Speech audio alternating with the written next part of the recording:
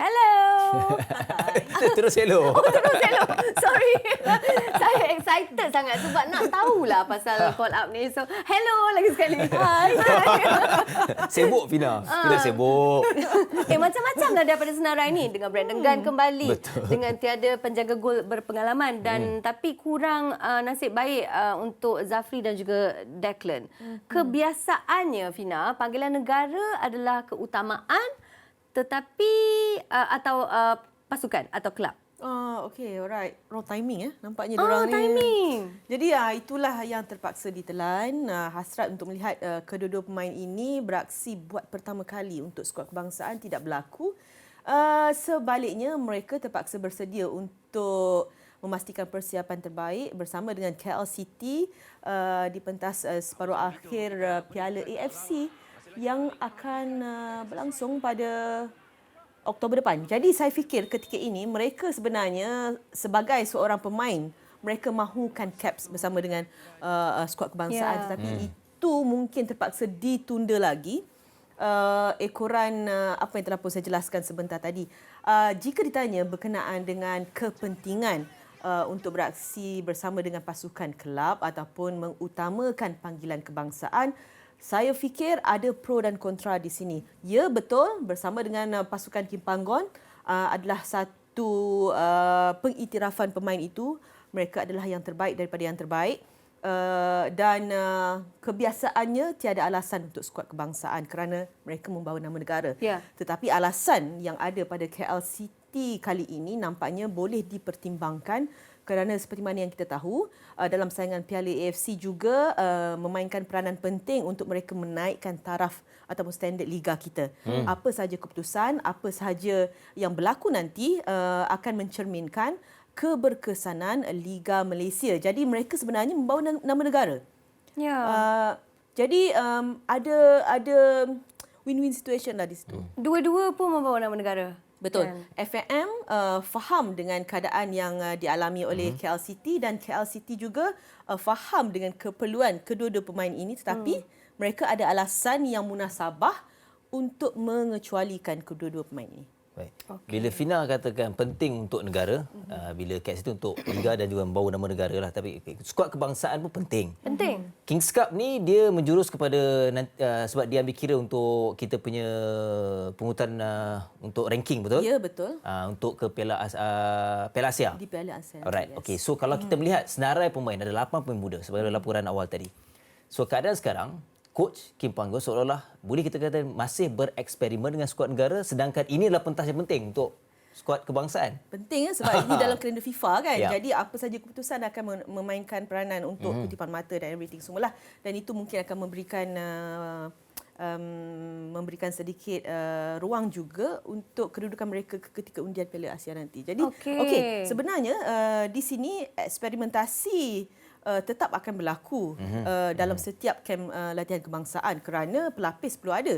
Jika Kim Panggon sekadar berharap kepada pemain-pemain yang kebiasaan, jadi di mana pelapis yang mungkin akan boleh dikatakan sebagai sesuai ataupun layak untuk menggantikan pemain utama sekiranya berlaku sesuatu seperti kecederaan ataupun perkara-perkara yang mungkin kita tak nak dengarlah. Okey, di sini 8 pemain muda yang akan ditampilkan oleh Kim Panggon dalam kem latihan kali ini.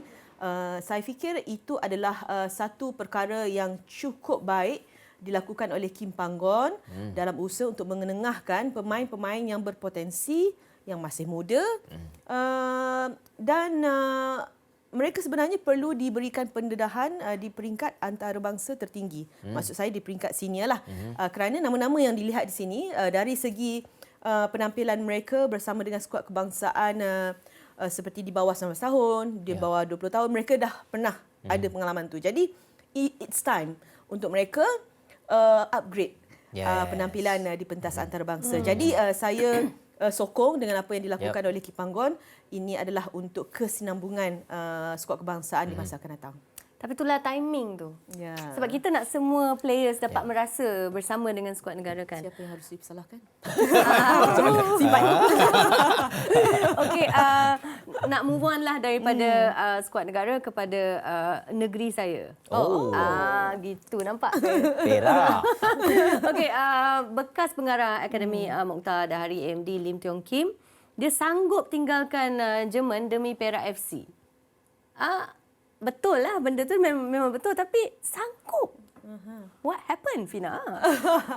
Okey, sebenarnya saya dah dengar perkhabaran ni dalam minggu lepas. Okey. Tetapi difahamkan perbincangan mereka telah berlangsung dah makan bulan dah sebenarnya, Adeline. Okey. Apabila saya mendengar Kim Panggun sudah mula mencari pemain-pemain untuk pasukannya musim depan, jadi secara tidak rasminya pada saya bukan Kim Panggun Lim Tiong Kim. Maafkan saya. Okey, jadi secara tidak rasminya pada saya, kalau dia nak cari pemain, untuk apa? Mestilah dia nak bawa pasukan kan. Jadi ternyata spekulasi yang kita keluarkan sebelum ini semalam, it's not fake news lah. Ya, Ternyata betul. Lim Tiong Kim bersama dengan Perak FC hari ini dan sah akan mengendalikan pasukan Perak FC. Saya fikir bukan hanya skuad utama ya. Memandangkan beliau memiliki pengalaman bersama dengan pemain-pemain di peringkat angka hobi sebelum ini seperti di EMD, seperti di Bayern Munich. Jadi kepakaran itu diperlukan dalam pasukan Perak FC. Tapi untuk penjelasan lebih lanjut, saya rasa mungkin pengerusi Perak FC Datuk Seri Azim Zabidi boleh menerangkan dengan lebih lanjut untuk klip ni. Kerana fokus PFC ini bukan sahaja untuk dia main di Liga Super, tetapi juga untuk memastikan bahawa pembangunan di peringkat belia atau youth development ini agak penting dan kita nak berikan sedikit tumpuan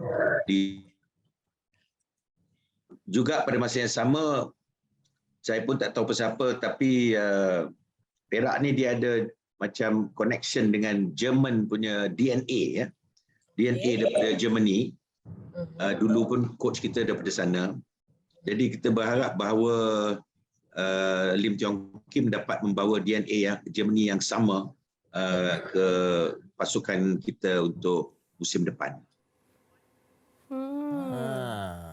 DNA Jerman ya. Tapi nampak Mungkin refer pada Karl-Heinz Wenger sebelum ni. Tapi nampak Perak very serious lah untuk memberi cabaran untuk. Sebenarnya kita dah macam cukuplah 2 tahun untuk kita melihat Perak berada pada satu suasana yang cukup gelap. Kita tahu Perak adalah siapa sebelum ini dan it's time untuk mereka back on track. Bagi harapan juga kepada peminat-peminat. Dan Lim Tiong Kim perlu mainkan peranan yang berkesan lah. Baik. Bila bercakap mengenai berkesan, Fina dah jelaskan. Kita dengar juga Datuk Seri Azim pun jelaskan gambaran bermaksud musim depan KPI Lim Tiong Kim adalah sangat besar, Fina. Mungkin apa yang Fina boleh jelaskan? Okey, secara realistiknya kemasukan Lim Tiong Kim ke dalam pasukan ini, mungkin dalam keadaan ini beliau diberikan peranan untuk memilih pemain bagi musim hadapan. Tetapi keberkesanan pemain-pemain itu tidak tahu lagi sejauh mana.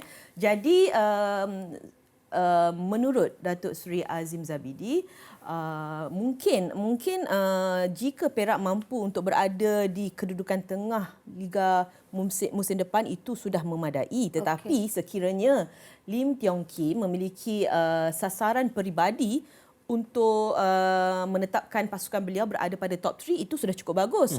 Dan kita sebenarnya nak melihat persaingan daripada pasukan-pasukan yang lain juga. Kita pun dah boring dengan pasukan yang sama berada di top 3 kan. Ya, betul. Jadi ini adalah satu perkembangan yang cukup sihat dan dengan nama yang ada pada Lim Tiong Kim, saya fikir beliau sepatutnya tidak ada masalah lah untuk membina pasukan Perak ini. Tetapi untuk musim 2023 ada sedikit kelonggaran diberikan kepada Lim Tiong Kim. Tetapi untuk 2014 saya rasa 2024. Throwback. Itu throwback. Saya terlalu teruja. Banyak Kim Panggon Lim Tiong Kim kan. Sorry. Tak apa. Okey, sebenarnya untuk tahun 2024 adalah KPI sebenar untuk Lim Tiong Kim. Tahun dia kena deliver. Yes. Jadi maybe 2023 adalah ruang untuk beliau mencari kesesuaian tidak banyak tekanan diberikan tetapi tidak untuk 2000. Tapi Ya, so lebih realistik. menarik lah. So menarik kita tengok dengan Saya Perak. harap beliau mampu untuk selama itulah bersama dengan Perak FC. Ya. Ed mampu tersenyum kembali lah. Ya, betul. Dah lama ke tak senyum? Lama. Zaman gelap kan? Okey, terima baik. kasih Fina atas penjelasan tu. Ya, terima kasih Adeline, Azlan. Terima kasih Fina.